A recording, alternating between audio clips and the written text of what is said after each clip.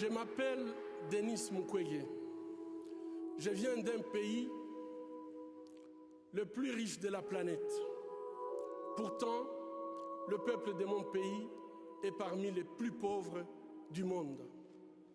La réalité troublante est que l'abondance de nos ressources naturelles, or, coltan, cobalt et d'autres minéraux stratégiques, alimente la guerre, source de la violence extrême et de la pauvreté abjecte en République démocratique du Congo. Nous aimons tous les belles voitures, les bijoux, les gadgets. J'ai moi-même un smartphone. Ces objets contiennent des minéraux qu'on trouve chez nous, souvent extraits dans des conditions inhumaines par des enfants jeunes qui sont victimes d'intimidation et de violences sexuelles. En conduisant votre voiture électrique, en utilisant votre smartphone, en admirant vos bijoux, réfléchissez un instant au coût humain de la fabrication de ces objets. En tant que consommateur, le moins que l'on puisse faire,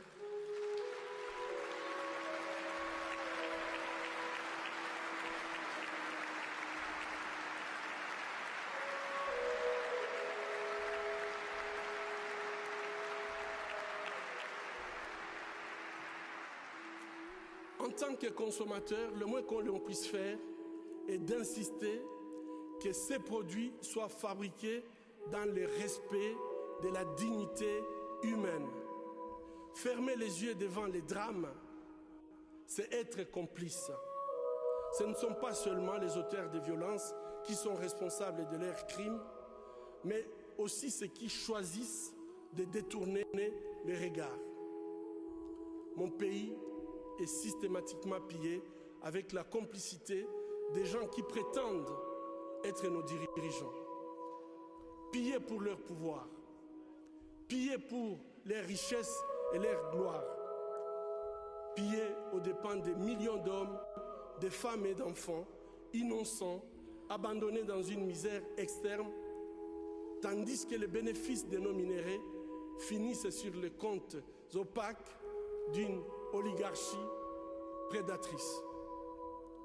Cela fait 20 ans, jour pour jour, qu'à l'hôpital de Panzi, je vois les conséquences de cette mauvaise gouvernance de mon pays.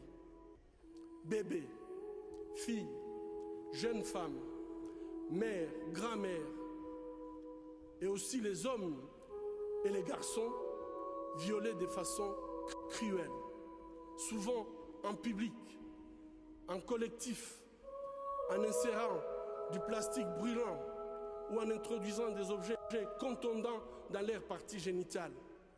Je vous épargne des détails.